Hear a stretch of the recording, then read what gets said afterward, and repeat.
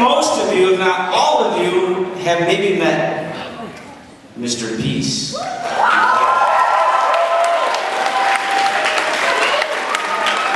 Some of you know he travels the country far and wide, giving a positive message, standing up for those who are perhaps victims of bullying, and trying to encourage those who are doing that to reconsider their actions and to want to make a positive impact on your life and the lives of people around you, and how you can control that, because the power is within you to do that. So I'm not going to talk anymore, because you're not here to listen to me. You hear me every day at the end of the day, right? So I'm going to turn it over to Kevin and Mr. Peace. Welcome. All right. It's great to see you guys this morning. How's everybody doing? All right, awesome.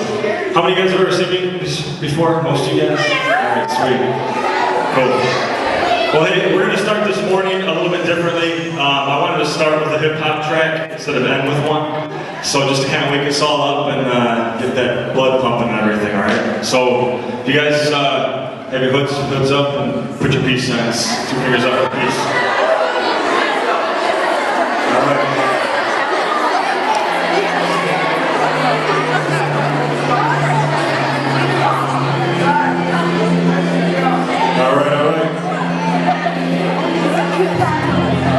Can you guys hear that okay? Is that good? Alright, listen. How's it going this morning? Good to see you guys. Alright. Listen. Check it. A Tommy gun, automatic, the impact that makes is the same type of influence I want on people's pain. The only way to do it, sing for the moment. Yeah, the only way to do it is scheme for the broken and remain a proponent of peace. Have a plan spoken, know when it's up to us. Yeah, we are the chosen few. So let this burden get strapped with a rope tied tight to the small of my back. I'll carry weight similar to the smallest of ants, up to 50 times what I weigh. How about that? So we sing for the kid that has no voice. As a child of love, we don't have a choice. It's an obligation to promote inner peace. What the Dalai Lama says, our job as human beings, so we never stay idle. If need be in sight, a riot, we speak out loud. We don't stay quiet, but we only keep it verbal. No throwing a punch, even if the bully takes your money. No free lunch. Just know a bunch of us are called to a vision and helping each other's now a part of the mission. So do not despair and never lose hope, even when you think you can't take another mean joke. Need help with the mobsters, then you're calling Dick Tracy. If you're looking for love, you found him, Mr. Peace. So sing with me, sing for the years, sing for the laughter, sing for the tears. Sing with me, just for today, never tomorrow. Good Lord, take you away.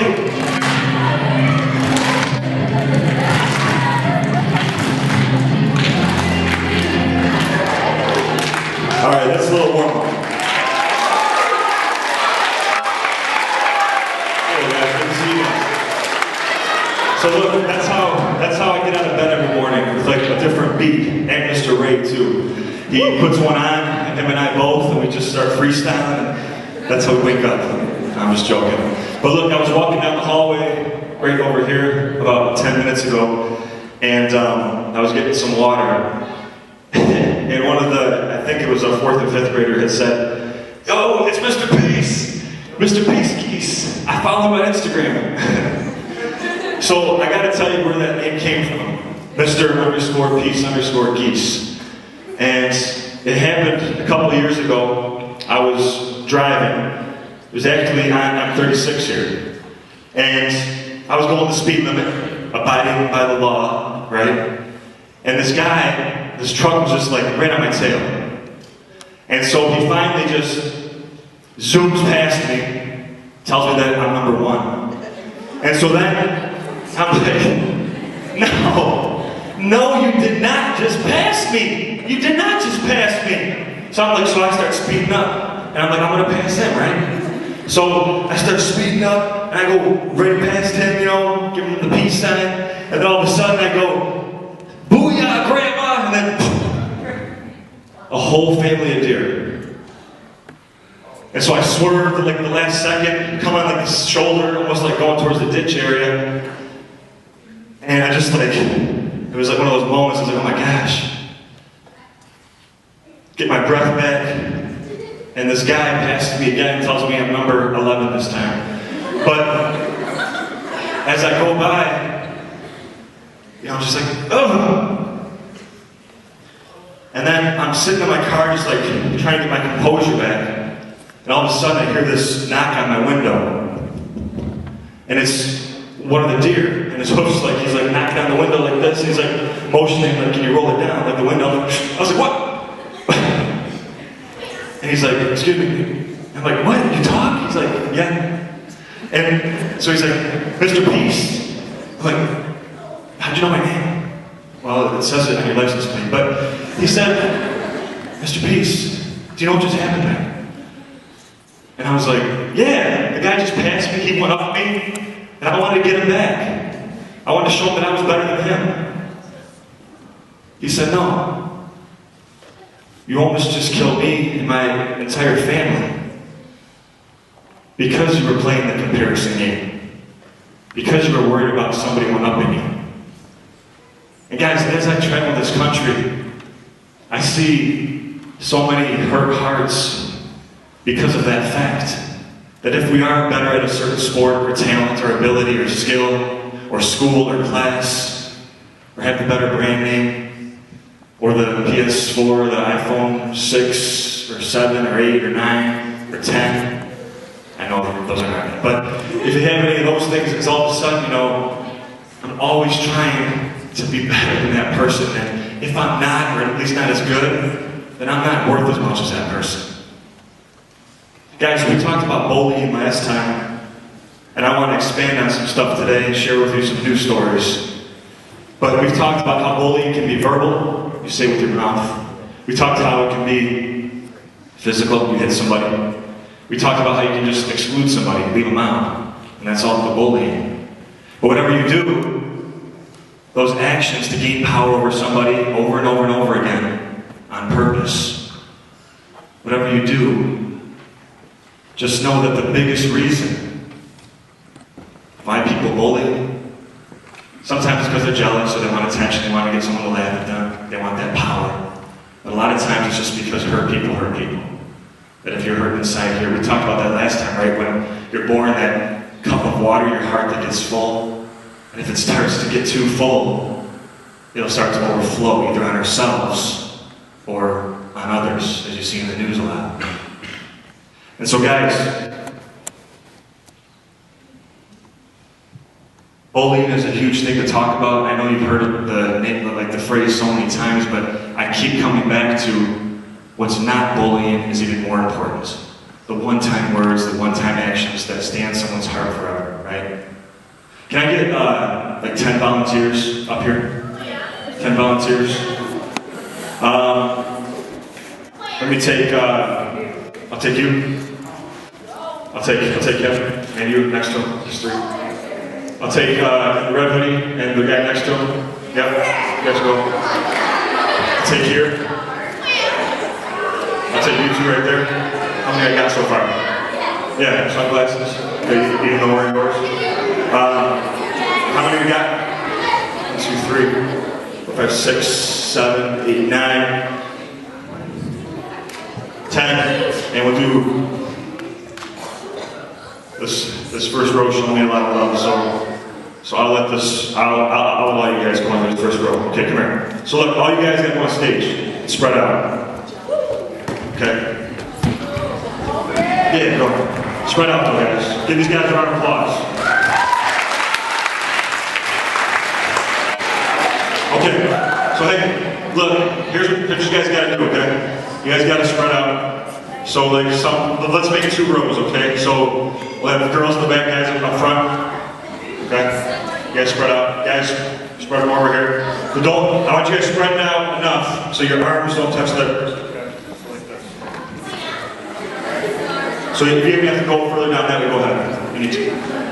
Alright, are you guys pretty good? Okay, look, here's what you're gonna do, okay? When I say go, for this whole exercise, before I say go, your feet are not going to move, right? So get them like about shoulder width apart, so it's comfortable. And these are going to stay glued, right? So your feet stay glued for this entire exercise. Gotcha? Okay, good. So When I say go, though, you're going to spin either direction. Doesn't matter, whatever way. Either direction, go as far as you can, and hold that spot, okay? So in either direction, as far as you can, hold that spot. Ready? Go. All right. Now remember that spot. If it's like a brick, or a plant, or a curtain, or something, okay? You guys got it? All right, now come back to your center. Keep your feet in the same spot. Just kind of shake it off a little bit. All right, so you guys got that block in mind. Now close your eyes for a second. Close your eyes. Here, look at it. I want you guys to all imagine, to all envision, that you guys are some of the most amazing human beings on the face of this planet. You guys can high jump over buses. You guys can long jump 50 feet. You guys can run 2.5-minute miles. You guys can run 2-second 100-yard dashes. You're some of the fastest, most incredible, amazing, awesome people on the face of this planet. Keeping all that I said in mind, guys, keep it down. Keeping all that I said in mind. All that I said in mind, when you're ready, I want you guys to keep your eyes closed, to spin again the same direction and go as far as you can. Keeping all that I just told you in mind. Spin the same direction and then hold that. Keep your eyes closed. Ready? Go. Further. All right, cool. You guys can have a seat. Give a round of applause, guys. Good job.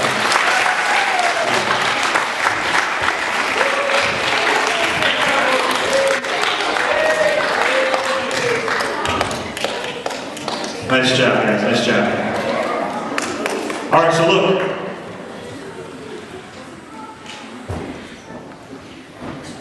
People that went up there and people that just in the audience, what changed from the first time they spun to the second time? What happened? Yeah. I encouraged them the second time, right? It's like their vision changed a little bit. So look, people on average, they increase about 30%. It took me 10 seconds to build them up, to go further than they thought they could go, guys. Look, if I tell all these people and I say that you can't do this, if I was to reverse it and say that you guys are some of the most idiotic, stupid, just all these adjectives to fill their minds, do you think they would go as far? No. But there'd always be one person, at least, that because I said that, they want to prove me wrong, right? But guys, think about this. If it takes me a couple of seconds to make these people do something 30% better than what they're currently doing, just because they change their mindset, just think what you guys can do in a whole school year, even a month. By just saying a couple words to somebody, it takes a couple seconds to either uplift somebody or you destroy them. And that pain stays there forever, right? I spoke at a school and a teacher came up on a microphone when I asked about the most painful memories, right? And I've asked you guys this too. But some newer ones that I had to share was that this teacher, she told me that when she was, this was like 30 years ago. And she told me that her parents didn't have it a lot when she was going to middle school. So she had to wear the same outfit sometimes twice a week. And this one day, this group of popular girls over here, this table in the lunchroom, they called her over. And she's thinking to herself, oh my gosh, this is my shot. They're actually going to accept me. I'm going to fit in. And they call her over just to all stand up on their chairs and say, everybody look at Kate. She can't even afford to wear nice clothes. In front of the entire lunchroom. They screamed at her. And she walked away, her head was down, and she was crying. One of my other friends actually happened back in 6th grade. And in front of the entire class, someone thought it'd be funny to pull her seat out from her chair before she sat down. So she goes to sit, and she was already getting teased a lot too. Her name was Lynn. And they pull it out, and she falls. She hits her tailbone, right? She's got back problems to this day because of that one moment, guys. Not just that, but she's got that memory on her heart from when people hurt her. This is over 40 years ago. Guys, Mr. Peace, well, there's some stairs here. Mr. Peace just got engaged this past August.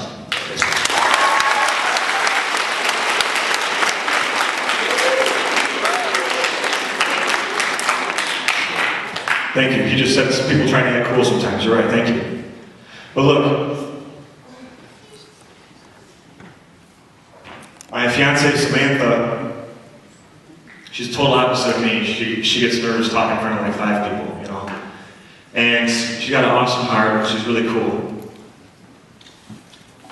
Back in high school, and it kills me to say this to you guys, but back in high school, I didn't know her. She was 2 years younger than me. Same high school, but I just didn't know her. She wasn't really outgoing. And she's told me, and she's cried to me that there's been a couple moments, a couple times at lunch back in high school when she had so few friends that she had to take her lunch and go eat it in one of the bathroom stalls.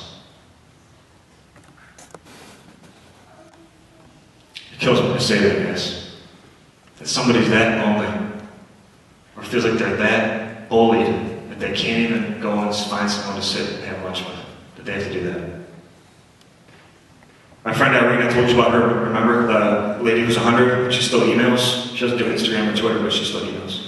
And when I was at her party back in February, and I had some great cake, it was good in my tummy, it was good cake. And I had that party, and I talked about all the great times in her life, and all the bad times. And the one that sticks with her again was when she was in 4th grade, and somebody made fun of her height. And like someone said here, that it was to be cool. And that's not bullying, because it's one time. But it still sticks with that person forever, right? And I've shared that story with other schools about my friend Dominic, the 3rd grader, who when he was in 1st grade, this 5th grader turned around and said, "You're never going to have any friends," over and over and over and over again. And so I'm talking near Chicago just the other day to these 1st and 2nd graders, and they start telling me, I said, "How would you feel if somebody said you're never going to have any friends?" And they said, one of his kids, he raised his hand, he said, "I would want to cry every day if I heard that." Someone else said that, "I wouldn't want to come to school. I wouldn't want to come to school." And the other person, this is a 1st grader, guys. He told me that I wouldn't have wanted to be born. That's what he said. That would hurt that much. When we talk about the need for best friends and why it's so important to see the worth in everybody and see someone's heart first. There's this other speaker, his name is Nick Vujicic. Everybody say Nick Vujicic. Everybody say Vujicic. Everybody say Vujicic. Isn't that fun? I know, isn't it? So, if you guys can picture this, the speaker, Nick Vujicic, he has no arms and he has no legs. Okay? So you guys have seen him before, or heard about him. So look, he was giving this talk, and he's about this high off the ground. And this 3-year-old is with her mom, like in the back, where he was speaking. And after his talk, she starts just like running around, you know, like a care in the world. She's running all over the place, and finally, she's kind of heading in his direction, right? And so she's just like turning her head, and, you know, running, and all of a sudden she sees him and just like puts on the brakes. She's like, "What's going on here?"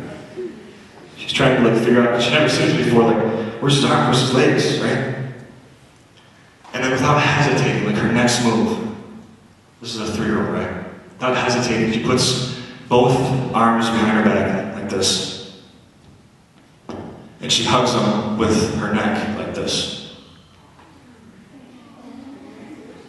And it's such a cool example of, you know, seeing somebody for this first. You guys all make a fist right now. Just put your hand in the air like this. Everybody go like, you got it? Everybody go like this. No, I'm just joking. But everybody had your fist, okay? This is as big as your heart. That's how big your heart is your fist. There was a 7th grader I spoke at over in Brighton at Scranton Middle School. His name was Kellen. And he said, Mr. Peace, there's this girl who moved to our school a couple of months ago, and she got burn marks all over her body. Her family had a house fire. She was one of the 2 kids trapped within it. One of hers didn't make it. She did. She had 3rd-degree burns all over her body. And you can imagine a lot of people looking at her. It's not easy to look at someone like that, right? This guy, almost a 3-year-old, even in 7th grade, goes right up to her. Gives her a hug. He's like the star football player, of that school, at Scranton. He's like a really tall kid. He's a really tall guy. Who's that?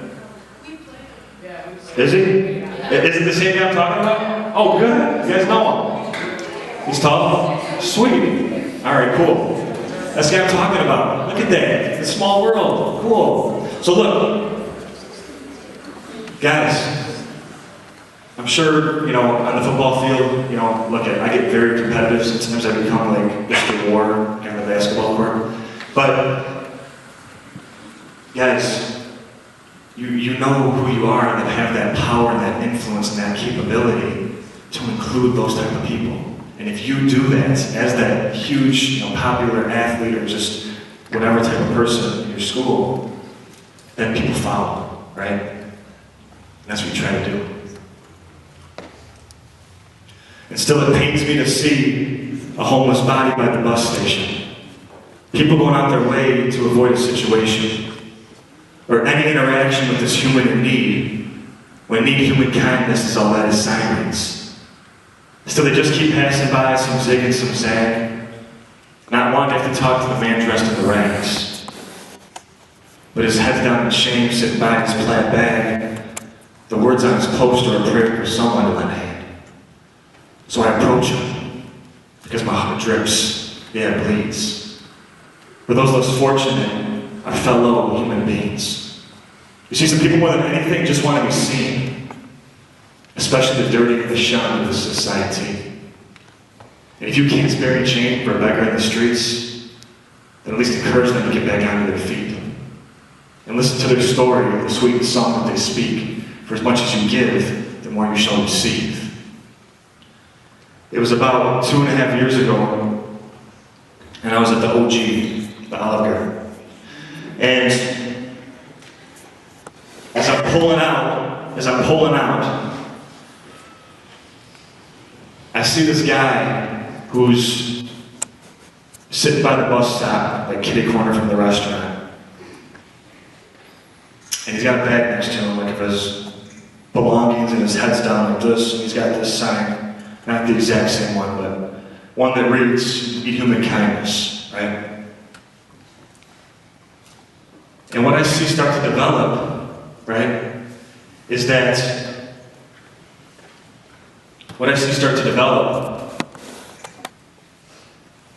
people are literally, some of them, like the bus stop's right there, and they're doing everything they can to not go anywhere near him. So they'll actually almost kind of go here, so just you guys have to do that. He actually is almost kind of tiptoeing on the other side of the bus stop, hoping that he doesn't see them, just because they don't want any type of interaction and conversation with this person. Some people put the earbuds in, or they take a fake phone call from their mom, like, "Hey mom, what's going on? I know you're not here, but I just want to talk with you." Okay. And I'm watching this develop, right? So I finally get in my car, I go sit next to him. I get my leftovers too, and ask him what his name was. He said his name was Jared. And so I look at him, and the first thing I say to him is, "I see you. I see you as a human being. I see you." And guys, you think about how many people sitting around here in this school in general, in our lives, our neighborhoods, our community, that just want to be seen. That saying hi can change a life. Smiling can change a life. And so I sat there for like 2 hours, we just talked about life, about how he got to where he was. And it's so cool because for as much as I empowered him to get back on his feet, right, to get on with his life, it's like he encouraged me that much more. For as much as I gave, I received that much more. And I had a friend of mine, he's a professor in Detroit at a community college. And he did this, he had 60 students, 60 students in his class this semester that he did this, right? So what he decides to do is there's a route to get to his classroom. It's like a, you know, if the door, oh boy, that could have been bad. Could have been bad. Oh, no, that could have been bad too. Okay? Hold on, just okay, thanks. So, what happens is, he said that there's like a route, everyone's got to take this route to get to his class. There's no other way to get to that front of the building to go into his class, right? So he decides he's gonna pretend that he's like someone in need, right? The whole 9 yards. So he grabs some crutches, scarf, his hat, like just tears up some of his clothes, you know, puts this big winter jacket on because it's like getting close to winter time. Has a sign that says donations, like this little cup. He's just sitting there. And so the class is about, it's like a civics class, so it's about like service in your community and treating people like your brothers and sisters. And so he ends up sitting like a block away from where the class is. And everybody starts to arrive, right? Only 5 people out of the 60 showed him any type of attention, any type of kindness. One person gave him a donut, one person gave him a banana, a couple people had some spare change, somebody said, hey, I don't have anything, but I'll keep getting my thoughts. Everybody else walked right by him. Some people went as far as to say, you're a loser, you're a bum, you're a disgrace. Why are you here right now? We have class, this is a great college, please get lost. So everybody arrives to class. He gets up. He walks in with his crutches. Everybody's like looking around like, what is this guy doing now? Why is he coming in here? And he goes to the front of the room and he starts to, you know, undo his scarf and his hat, his jacket, and they start to see that it was their teacher. How do you think some of those people felt? Terrible? What else? It could be like the worst day of their life. They feel disgraced, ashamed, guilty. What are you guys going to say? Everything that they told him that he was, they felt that too, yeah?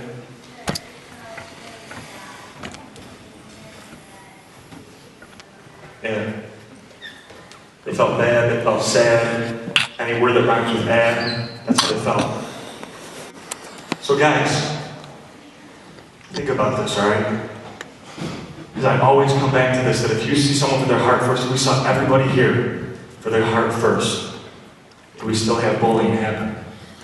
No. We've always said that, yeah, you're going to get in some fights, right? As friends. But you work through that because you're friends. Because you're willing to. Guys, if you're getting bullied, if something's happening to you, and you've told the person to stop and they're still doing it, and you've spoken from your heart, you've called them by their name, you looked in their eyes, you spoke in a normal voice, and they're still doing it. Or to one of your friends, then it's your duty as a human being to go and get help. And I come back to the fact that everybody says, no, because I'm a tattletale, Mr. Peace, right? But here's the scoop. I got a friend, she was in 8th grade a couple years ago. She sent me a message. And this was after I spoke in her school. She said, Mr. Peace, I'm getting bullied by this one guy. He's my ex, and he's calling me so many names in front of like the entire class hallways, and it's getting really serious. So I forwarded it to the school counselor. She calls him, her, and a police officer into her office. Police officer. It was getting to the point of almost being harassment, and they squashed it right there. 2 weeks later, I come back to the school, And she comes running up to me at lunch, and she says, "Mr. Peace, you saved my life." I got a friend named Gina, G for short. She's from Chicago. She told me when she was in 9th grade, one of her friends who said was a big guy, football player, but like, huge lineman, and had a big booming voice too, right? And so, like, for a couple weeks straight, he just thought it was funny to call out her name across the hall, the freshman hallway. And he'd say, "Yo, G, you're looking kind of big today, girl." And so one day she went home, and she said, "You know what?" She looked in the mirror and she said, "Maybe I am looking a little big." So she skipped dinner that night. And for the next 4 nights, the next 4 weeks, the next 4 years, she found herself in the hospital. She almost died. But he was just joking, right? It was just a joke. Guys, you can never tell me that when it comes to somebody's safety, your own safety, or someone else's, your own well-being, that it's ever tattletailing. It's just the right thing to do. But it takes a lot of courage, it takes a lot of guts, guys, to be able to do something like that. I remember being back in high school, and there was this guy in my gym class. His name was Paul. I'm almost out of time, right? Is that right? Or no, I have till 9:15? Okay, great. So I'm not out of time. Yes, I have more time. Yes. So, I'm in gym class, and where's my football players here? Pretty much everyone with a jersey on, right? Okay. If you guys get older, play for the Lions, okay? And reverse the trends, okay, guys? So look, I'm in gym class, my senior year, and I'm playing quarterback, right? Mr. Peace, my quarterback. So, the bell's about to ring, and my friend, Paul, he's very overweight, and he has a really hard time with gym class because people make fun of him, and he can't run as fast as other people. He's not that skilled in sports, all these up the above, right? So, he's on my team. Nobody ever covers him because no one ever throws to him. No one ever thinks to throw to him because they just don't think he can catch it and even, get down the field. So guys, I hike it, right? Blue 42, red 18, Granny Smith apples, hike. Don't they say stuff like that sometimes, or weird? Okay. So I hike it, and I'm looking downfield. I'll be honest, my first looks were to my 2 other receivers that were like actually on the football team at our high school. So I'm like, gotta go to them first. They're covering it. Like the guys that are covering them are just on, right? So I let it go, and it goes to Paul. And Paul's in the end zone, right, alone. And I'm just like, oh my gosh, please catch this, And because we're down 3. And so it goes to him, and no joke, the ball, it bounces off his shoulder, right? And it comes like back like this, and he just like goes, and it was a baby, And he said, "I'm gonna let you drop." And he just like grasped onto it, and just like fell to a knee, and he held that ball, guys, right? And so we went crazy. We were like, "Oh my gosh, ball!" And we're just like raced to him, and like we're jumping around, and we're like, what's that game? Like we like spin in a circle, like pockets full of posy. It was almost like that, We're doing hokey pokey with him, and so he like caught it. And guys, a week later, I saw Paul after school. I saw him on the streets of the town, running to get in shape. And I'm like, "What are you doing?" I saw him one time. I was driving by because I was a senior, so I had a car, and he didn't. I said, "Paul, what's going on, man?" He said, "Nothing, man. I'm just running. I said, okay. What'd you start today? He's like, when I caught that football. He said, I never had somebody that included me like that. And it changed my life around. So guys, all of you have that power. All of us got that power, right? And no matter how hard things get, we still have a choice on how we're going to treat people. We still have a choice. It's hard to maintain the peace when you get a phone call and there's nothing you can say or do. Yeah, that's protocol. Just pray for getting into friend's closed casket funeral.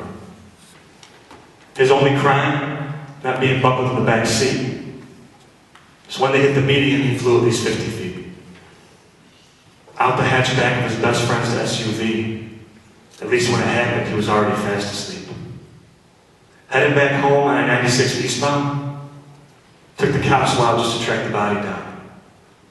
Now, the view, you just sit and watch, but without a sound, while inside you're screaming about to cough up half a lung. Nothing to the touch because it doesn't seem real.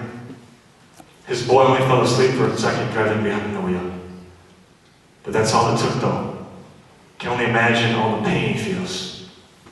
Parents have to bury their kids. It's surreal. I lost one of my great friends, October 24th, 2010.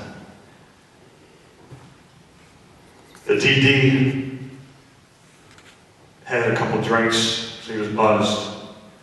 He started driving 96, about 1 in the morning, and my friend was in the back seat.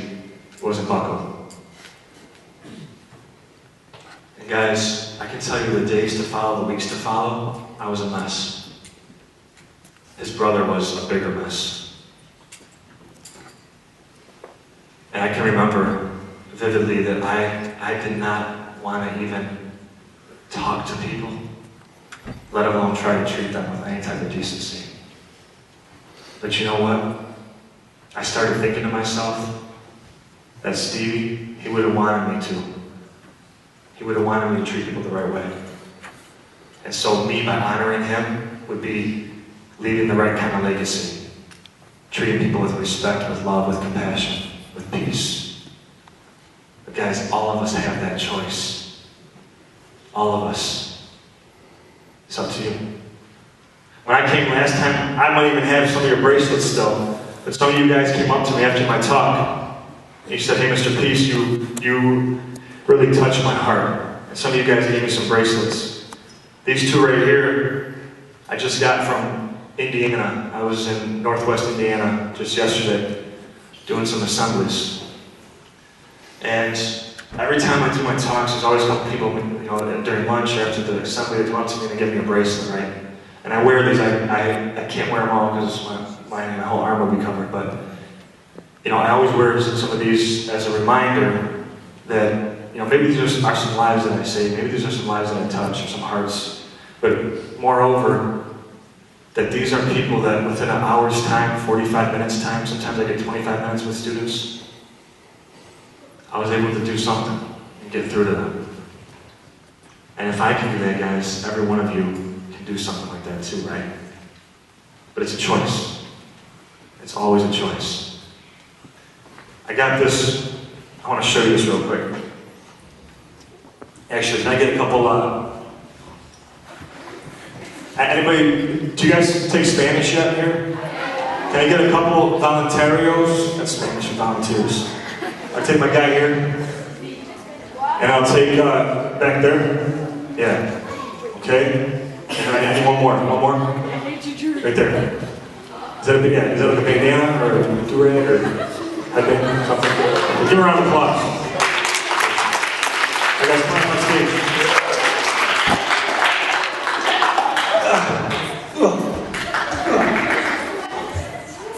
That's how I get on stage, isn't that cool? Alright, so, names. Wes, Drew, Madeline. Wes, Drew, Madeline. Wes, Drew, Madeline. Wes, Drew, Madeline. Wes, Drew, Madeline. Okay, I got it. So now, here's what I need you guys to do. Wes, come on over here. Do you bowl? Do you bowl too? Okay, cool. Actually, hold that. Okay, great. You're gonna face that direction. Come like here, this X, that'll mark the spot. X marks the spot. Who says that? Pirates. See, look at that connection. All right, Madeline? Yeah. Okay. So you're gonna come right here? Okay.